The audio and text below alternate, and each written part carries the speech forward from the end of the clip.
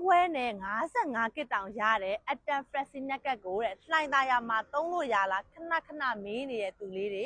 လှိုင်သာယာမှာသုံးလို့ရတယ်နော်အမအခုရောက်နေတာဆိုရင်ဒါဘင်းနောင်ဂုံတရအောက်ကပေါ့နော်လှိုင်သာယာပန်းဆက်မှာရောက်နေတာပါအမဒီပန်းဆက်မှာပေါ့နော်ဒီဗီဒီယိုလေးလာရရင်းနဲ့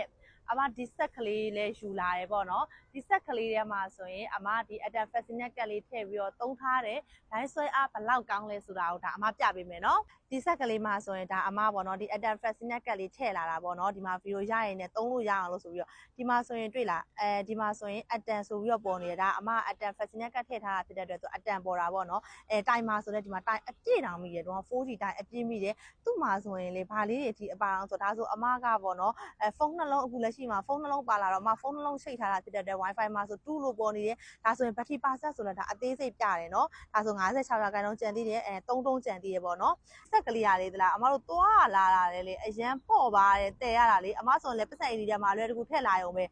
ဒီအယောင်လေးကတော့အနက်ရောင်လေးဆိုတော့လုံးဝလောင်ကြားလေးအကြိုက်အယောင်ပေါ့ပြီးတော့အမဒီမှာဆိုရင်အမတ်ကိုအမစစ်ပြမယ်နော်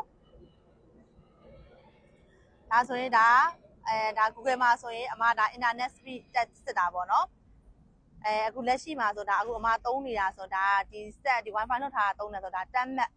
14 Mbps ဆိုတာသူက line ကောင်းရင်ကောင်းသလို Mbps ကလည်းတစ်ခါလေးစစ်လို့ရတယ်တန်းပေါ်တယ်ပေါ့နော်ဒါဆို line မငြိမ်သေးဘူးအဝိုင်းလဲနေုံရှိသေးတယ်နောက်ဆုံးဒီမှာ line ငြိမ်သွားတော့24 Mbps ထိအောင်တက်တယ်ဒါဆိုသူ့ရဲ့ speed က24 Mbps ထိကျက်နေတာပေါ့မစွန်းလို့ရှိရောပေါ့နော်လှိုင်သာယာမှာသုံးလို့ရလားမေးနေတဲ့မောင်လေးတွေရောညီမလေးတွေရောလှိုင်သာယာမှာသုံးလို့ရတယ်နော်လှိုင်သာယာမှာအတန်ဖက်စီနက်ကလည်းသုံးလို့ရတယ်ဒီလိုမျိုးဆက်လေးအတန်ကိုပေါ့နော်ဒီအတန်ဖက်စီနက်ကိုဖုန်းထဲမှာထည့်လဲသုံးလို့ရတယ်နော်ကိုကဖုန်းထဲမှာထည့်မသုံးချင်လို့ဒီလိုဆက်လေးတွေထဲမှာသုံးချင်တယ်သုံးလို့ရပါတယ်